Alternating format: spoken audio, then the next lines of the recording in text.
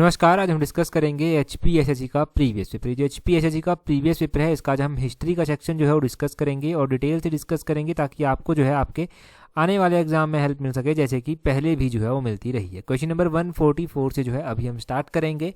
Question number 144 में बोलते हैं Buddhist council took place at, तो बोलते हैं कि फोर्थ बुद्धिस्ट काउंसिल जो था वो कहाँ पर हुई थी। तो फोर्थ बुद्धिस्ट काउंसिल जब आपसे पूछा गया है तो ये काउंसिल हुई थी कुंडल वन में। कहाँ पर हुई थी? कुंडल वन, ऑप्शन डी जो है वो सही आंसर है। आपको ज्ञात होना चाहिए कि 4 बुद्धिस्ट काउंसिल जो था वो हुई थी, जिनके बारे में हमने लास्ट टाइम भी पढ़ा था। हमने क्या पढ़ा था लास्ट टाइम? क्वेश्चन हमने पढ़ा था कि बौद्ध और जो बौद्ध धर्म के जो संप्रदाय हैं, जिसको हीनयान और महायान कहते हैं, उनका विभाजन जो था वो कौन सी काउंसिल में हुआ था? तो उनका विभाजन जो था वो फोर्थ बुद्धिस्ट काउंसिल में हुआ था। और आज हम सिंपल क्वेश्चन पढ़ रहे हैं कि फोर्थ बुद्धिस्ट काउंसिल जो था वो कहाँ पर हुई थी। अच्छा, इससे पहले 3 बुद्धिस्ट काउंसिल हो चुकी हैं। वो कहाँ कहाँ पर हुई हैं? पहली बुद्धिस्ट काउंसिल जो है वो कहाँ पर हुई है? वो राजगृह में हुई है। दूसरी बुद्धिस्ट काउंसिल कहाँ पर हुई है? वैशाली में हुई है दूसरे नंबर की। और तीसरी बुद्धिस्ट काउंसिल कहाँ पर हुई है? वो हुई है पाटलिपुत्र में।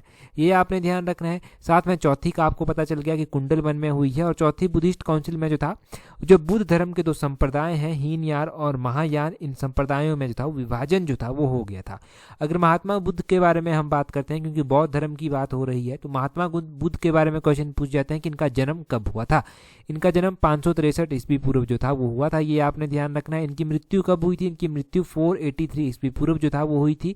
और इनका जन्म हुआ कहाँ पर था? इनका जन्म जो था वो लुम्बिनी में हुआ था। इनकी मृत्यु कहाँ पर हुई थी? इनकी मृत्यु कुशीनगर में जो था वो इनकी मृत्यु जो था वो हुई थी।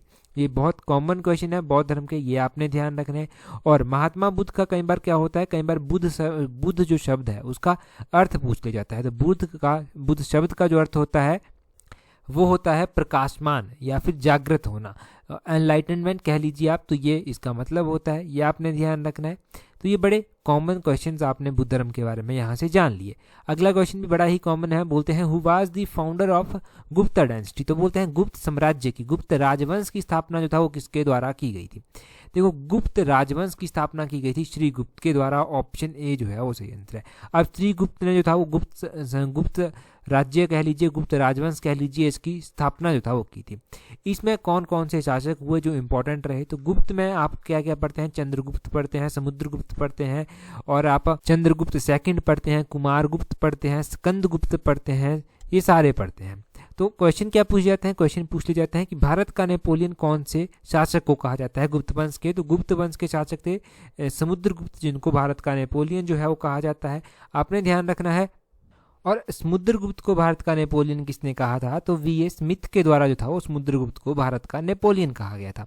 समुद्रगुप्त के बारे में आप ये भी ध्यान रखिए कि समुद्रगुप्त को जो था वो कविराज भी कहा गया। इसने कविराज की उपाधि भी जो था वो धारण की थी। और चंद्रगुप्त सेकंड आते हैं। चंद्रगुप्त सेकंड के बारे में क्या याद रखना है कि चंद्रगुप्त सेकंड जो थे, इनके कार्यकाल के दौरान एक चीनी यात्री था जो भारत का भ्रमण करने आया था। उस चीनी यात्री का नाम था फायान, ये आप ध्यान रखिए। और आप साथ में ध्यान रखिए कि कालिदास हो गया, कालिदास के अलावा वेताल भट्ट हो गया, वेताल भट्ट के अलावा जो था वो धनवंतरी हो गया। ये सारे मुख्य रत्न हुआ करते थे किसके कार्यकाल के दौरान? चंद्रगुप्त के कार्यकाल के दौरान। नालंदा विश्वविद्यालय आप बहुत बार पढ़ते हैं, तो नालंदा विश्वविद्यालय का निर्माण जो था वो किसके कार्यकाल के दौरान हुआ था? कुमारगुप्त के कार्यकाल के दौरान हुआ था। और या फिर आप कहिए कि कुमारगुप्त ने ही जो था वो इसकी स्थापना जो था वो करवाई थी। तो ये सारे क्वेश्चन आपने यहाँ से ध्यान रख लिए, सारे के सारे क्वेश्चन इंपॉर्टेंट हैं। अगला क्वेश्चन देखते हैं हमारे पास 146 क्वेश्चन क्या है। 146 क्वेश्चन में बोलते हैं the first and the last Muslim women ruler of medieval India was, तो बोलते हैं कि मध्यकालीन भारत की प्रथम एवं अंतिम महिला जो मुस्लिम शासक थी वो कौन थी? देखो, अगर मिडिवल इंडिया की बात की जा रही है तो इसकी प्रथम और अंतिम जो महिला मुस्लिम शासक थी वो कौन थी? वो थी रजिया सुल्तान। क्वेश्चन नंबर 146 का ऑप्शन सी सही आंसर है। अगर हम रजिया सुल्तान की बात करते हैं कि ये कब सुल्तान, रजिया नाम था इसका, ये कब सुल्तान बनी थी, है ना? तो रजिया जो था वो 1236 में सुल्तान बनी थी और 1240 तक जो था ये सुल्तान रही थी। आप ये ध्यान रखिए कि इससे पहले इसके पिता कह लीजिए या फिर कोई और कह लीजिए कि इसके पहले पिता और या फिर शासक कह लीजिए कौन थे? तो इससे पहले जो शासक हुआ करते थे वो इल्तुतमिश हुआ करते थे। इल्तुतमिश से पहले कुतुबुद्दीन ऐबक जो था वो हुआ करते थे। और आपने ये भी ध्यान रखना है कि रजिया सुल्तान की शादी जो था वो किसके साथ हुई थी? तो रजिया ने जो था वो अल्तुनिया के साथ जो था वो विवाह जो था वो कर लिया था। ये ध्यान रखिए। इसके बाद बहुत सारे शासक हुए, जैसे कि मयूजुद्दीन बहराम शाह हुए, अलाउद्दीन मसूद शाह हुए, नसीरुद्दीन महमूद हुए, बलबन हुए। ये सारे शासक जो था वो रहे दिल्ली की इस हिस्ट्री में। और आपने ध्यान रखना है कि रक्त एवं लोह की नीति किसके द्वारा अपनाई गई थी? तो रक्त एवं लोह की नीति जो था वो बलबन के द्वारा जो था वो अपनाई गई थी। इल्तुतमिश की हम बात कर रहे थे, तो इल्तुतमिश के कार्यकाल के दौरान जो था वो चांदी के सिक्के चले थे, एक तांबे का सिक्का चला था। तो इल्तुतमिश ने चांदी का टका चलाया था और तांबे का जीतल जो था ये सिक्का चलाया था। तो ये आप कॉइन्स के बारे में ध्यान रखना। ये सारे इंपॉर्टेंट क्वेश्चन जो था वो दिल्ली की हिस्ट्री के बारे में हो गए, जो मेडिवल इंडिया में मुस्लिम शासक जो था वो यहाँ पर रहे थे। अच्छा, एक क्वेश्चन बहुत ही कन्फ्यूजन कई बार क्रिएट कर देता है, और खासकर जैसे पटवारी, पुलिस कांस्टेबल, इन एग्जाम में ये पूछ लिया जाता है। तो बोलते हैं कि ये जो कुतुब मीनार है इसकी नींव किसने रखी थी? कुतुब मीनार की नींव जो था वो किसने रखी थी? कुतुबुद्दीन ऐबक के द्वारा रखी गई थी। परंतु दूसरा क्वेश्चन कई बार एग्जामिनर क्या करता है, कंफ्यूज करने के लिए पूछ लेता है कि कुतुब मीनार का काम जो था वो कब पूरा हुआ था? तो इसका काम जो था वो इल्तुतमिश के शासनकाल के दौरान जो था वो पूरा हुआ था।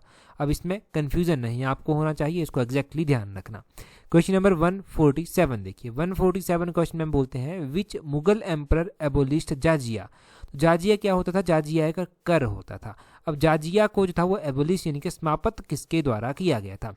देखो, जाजिया टैक्स जो था वो इसको समाप्त किया गया था अकबर के द्वारा। ऑप्शन बी जो था वो सही आंसर है। अब जाजिया को अकबर के द्वारा जो था वो समाप्त किया गया था। अकबर की अगर हम स्टार्टिंग से ही हिस्ट्री जाने, क्योंकि काफ़ी टाइम से हमने नहीं जानी है, तो जब अकबर जब शासक बना था तो अकबर की उम्र जो था वो बहुत छोटी थी। अब अकबर की जो उम्र थी वो छोटी थी, तो अकबर तो शासन को नहीं चला सकता था। तो अकबर की देखरेख के लिए जो था वो बैरम खान को जो था वो नियुक्त किया गया था। ये आपने ध्यान रखना है। पानीपत का फिर दूसरा युद्ध हुआ, उस टाइम भी अकबर जो था वो थोड़ा छोटा ही था, तो बैरम खान ने ही जो था वो नेतृत्व किया था। 1556 में जो था वो पानीपत का दूसरा युद्ध हुआ था।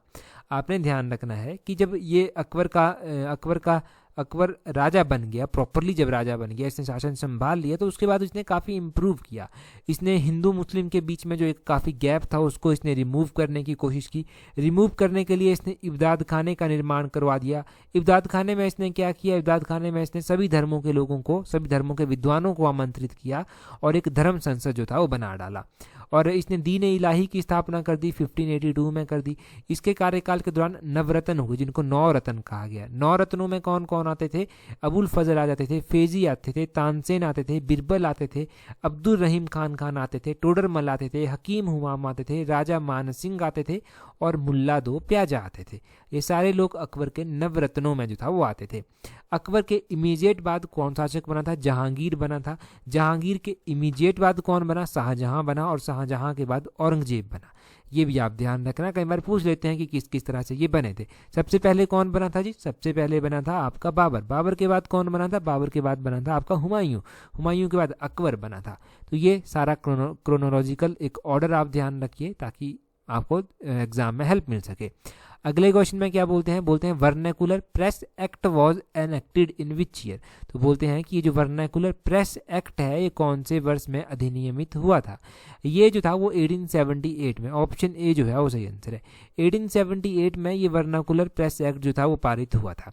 अब बोलते हैं क्वेश्चन पूछने वाला हर बार यही क्वेश्चन नहीं पूछेगा, वो पूछ लेगा कि उस टाइम वायसराय कौन थे जब ये वर्नाकुलर प्रेस एक्ट जो था वो एनेक्ट हुआ था, पारित हुआ था, अधिनियमित हुआ था। तो उस टाइम जो था वो लॉर्ड लिट्टन जो था वो क्या होते थे? वायसराय हुआ करते थे भारत के। ये आपने ध्यान रखना है। इसमें क्या हुआ? इसमें मैजिस्ट्रेट को अधिकार दे दिया गया था कि किसी भी देसी भाषा में समाचार पत्र के प्रकाशन को रोक सके। तो वो किसी भी अगर लोकल भाषा में कोई भी समाचार पत्र जारी किया जाता था तो वो उसको रोक सकता था, और बहुत सारे समाचार पत्रों को रोका भी गया। एक्चुअली में उस टाइम क्या था? उस टाइम न्यूज़पेपर एक उभरता हुआ माध्यम था, लोगों को भड़काने के लिए, लोगों को उकसाने के लिए, लोगों को जागरूक करने के लिए। तो अंग्रेजों को बहुत दिक्कत हो रही थी क्योंकि लोग जो था वो न्यूज़पेपर के माध्यम से जागरूक हो रहे थे और विद्रोह जो था वो कहीं ना कहीं पर हो रहे थे। तो इन्होंने क्या किया? जो देसी भाषा में, क्योंकि देसी भाषा ज़्यादा लोगों को पढ़ने आती थी, तो उसमें अगर कोई न्यूज़पेपर ऐसा होता है जो सरकार के अगेंस्ट लिखता है उसको बैन ही करवा दो। मतलब न्यूज़पेपर की लिबर्टी, इन्होंने प्रेस को आज़ादी देने में जो था वो प्रायोरिटी नहीं दी। और फिर क्या हुआ, इनके बाद लॉर्ड रिपन आए। लॉर्ड रिपन आए, उनको ये लगा कि ये तो गलत हो रहा है। इन्होंने वर्नैकुलर प्रेस एक्ट को जो था वो समाप्त कर दिया था, और उसको समाप्त किया गया था 1882 में। ये भी ध्यान रखना है कि 1882 में इसको समाप्त कर दिया गया, और समाप्त करने में किसका हाथ रहा, लॉर्ड रिपन का हाथ रहा। लॉर्ड रिपन ने अपने कार्यकाल में 1872 में पहली बार वास्तविक जनगणना जो था वो करवा दी थी। लॉर्ड रिपन ने जो था पहली बार वास्तविक जनगणना करवाई, और इन्हीं के कार्यकाल के दौरान जो था वो इनको जो था वो क्या कहा गया, father of local self government जो था वो कहा गया। ये ध्यान रखिए। लॉर्ड लिट्टन की अगर हम बात करते हैं तो लॉर्ड लिट्टन के बारे में ध्यान रखना है आपने कि लॉर्ड लिट्टन ने जो था वो भारतीय सशस्त्र अधिनियम 1878 को भी जो था वो पारित किया था। इसमें क्या था, इसमें किसी भी भारतीय के लिए शस्त्र रखने के लिए लाइसेंस अनिवार्य जो था वो कर दिया गया था। किसी भी भारतीय को शस्त्र अपने पास रखना है तो लाइसेंस उसको लेना पड़ेगा, ये कंपलसरी हो गया था। तो ये सारा आपने यहाँ से जान लिया सिनेरियो क्या क्या रहा था इन दोनों के बारे में। अगला क्वेश्चन देखिए, बोलते हैं which is the main leader of Bardoli Satyagraha, जो कि 1928 में हुआ था। क्वेश्चन पूछने वाला डायरेक्टली क्वेश्चन पूछ लेता है कि बरदौली सत्याग्रह कब हुआ था। बरदौली सत्याग्रह कब हुआ था जी, ये हुआ था 1928 में। अब इसके मेन लीडर यहाँ पर पूछे गए हैं, तो बरदौली सत्याग्रह के मेन लीडर कौन थे, इसके मेन लीडर थे सरदार पटेल। ऑप्शन बी जो है वो सही आंसर है। सरदार वल्लभ भाई पटेल जो था वो इसके लीडर हुआ करते थे।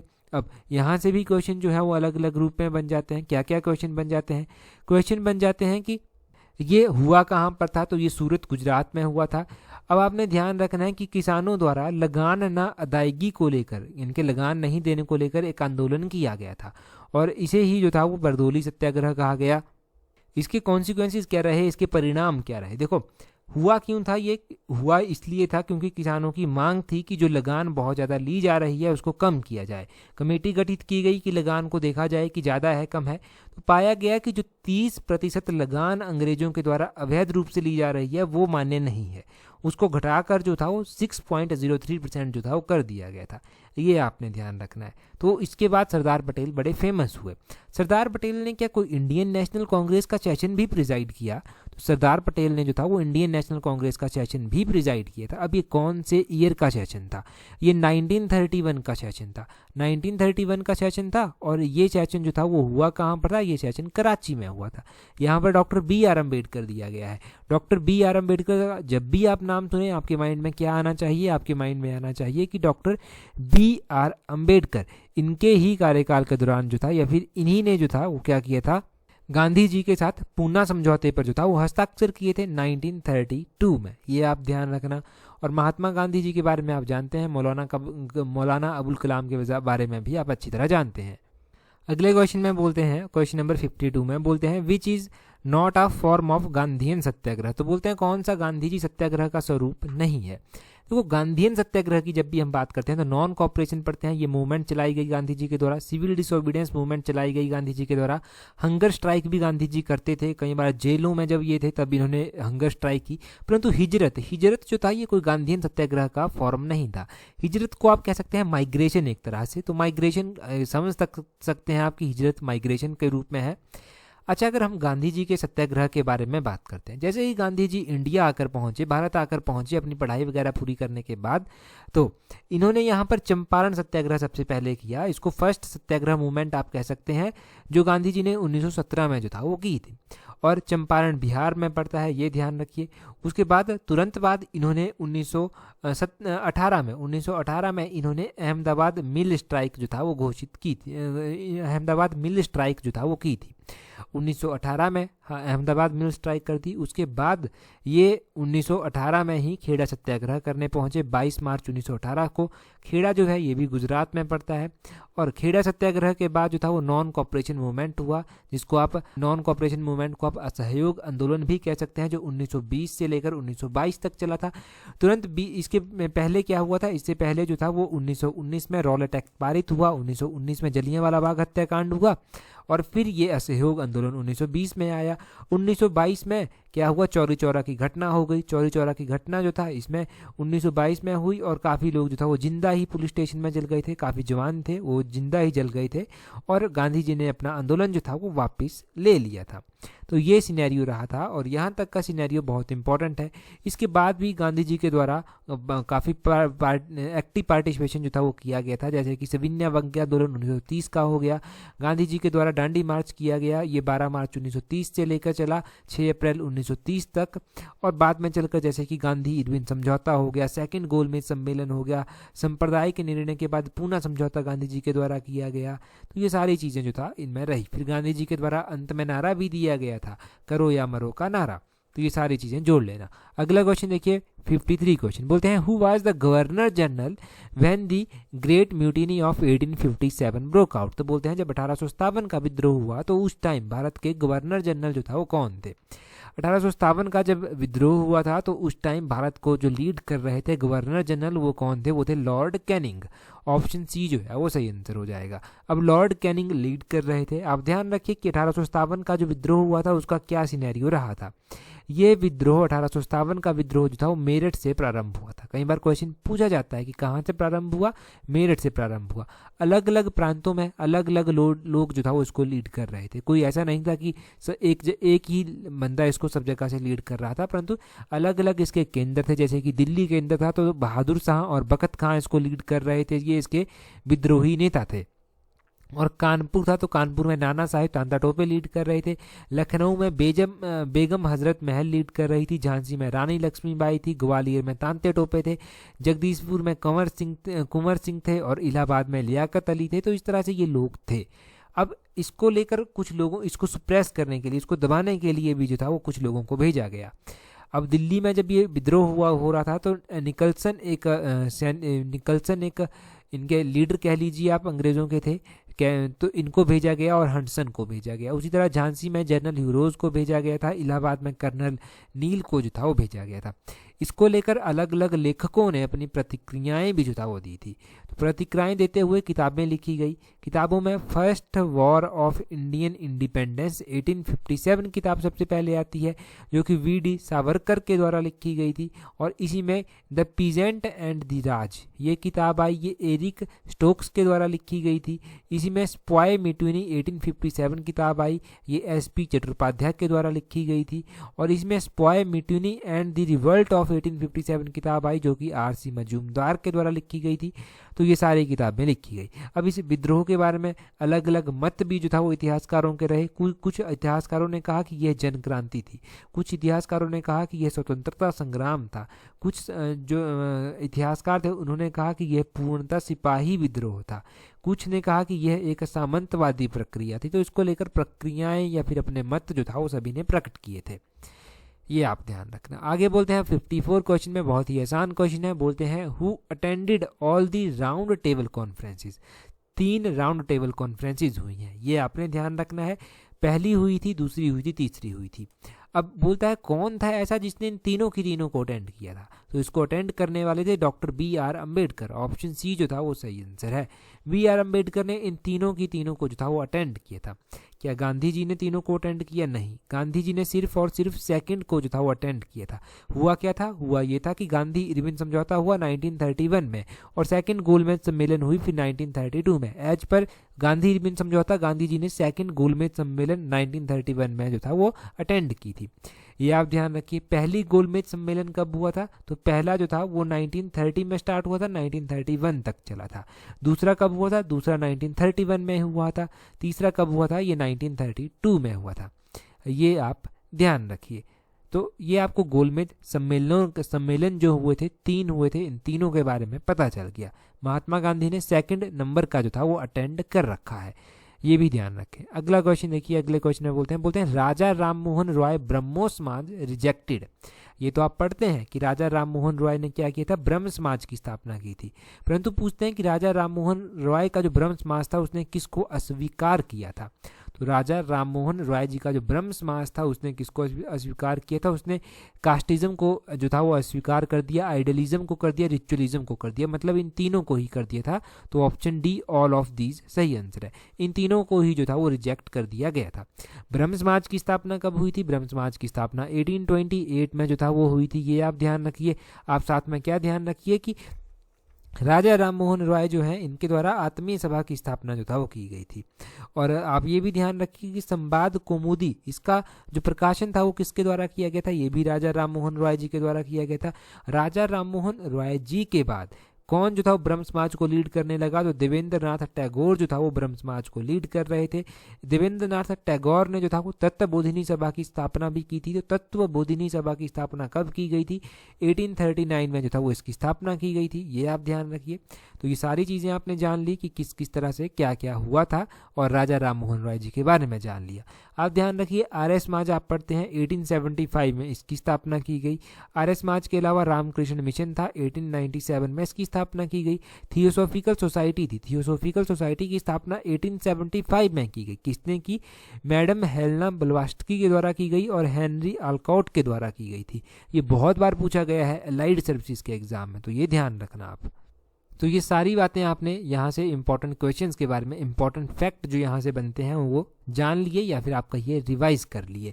अभी आपको क्वेश्चन का आंसर जो कमेंट करके पहले बताना है वो क्या बताना है, आपको ये बताना है कमेंट करके कि सत्यशोधक समाज की स्थापना किसने की थी और कौन से ईयर में की थी। ईयर जरूर कमेंट करके बताना है, ईयर इंपॉर्टेंट है। अलाइड सर्विसेज में भी पूछा गया है ये क्वेश्चन एचएस में भी पूछे गए हैं, ये क्वेश्चन एचपीएसएससी के एग्जाम्स में भी पूछे गए हैं, और आने वाले एग्जाम के लिए फिर ये ऑटोमेटिकली ही बहुत ज़्यादा इंपॉर्टेंट जो है वो हो जाते हैं। और आपका अपना टेलीग्राम आपको पता है कि ज्वाइन करना ज़रूरी है, क्योंकि यहाँ पर आपको हर एक इंपॉर्टेंट चीज़ मिल जाती है, सिर्फ और सिर्फ जो आपके एग्जाम पॉइंट ऑफ व्यू से ज़रूरी होती है वही यहाँ पर आपको मिलती है। तो टेलीग्राम पर ज्वाइन करने के लिए अपना टेलीग्राम आप ओपन कीजिए, वहाँ से सर्च कीजिए @tallexam31, इस तरह से आपको हमारा टेलीग्राम चैनल मिल जाएगा। यहाँ पर हम आपको क्विजीज प्रोवाइड करवा देते हैं शाम को 8 बजे। यहाँ पर हम आपको इंपॉर्टेंट न्यूज़पेपर की कटिंग प्रोवाइड करवा देते हैं, इंपॉर्टेंट वीडियोस, या फिर आप ये कहिए कि इंपॉर्टेंट जो भी एग्ज़ाम आपका होता है उससे रिलेटेड जो भी जानकारी होती है वो हम आपको प्रोवाइड करवा देते हैं, ताकि आपको आने वाले एग्जाम्स में हेल्प मिल सके। तो यहाँ पर ज्वाइन कर लेना। इस वीडियो में इतना ही काफ़ी है। So that's all for today. Thank you very much for watching and listening it very patiently.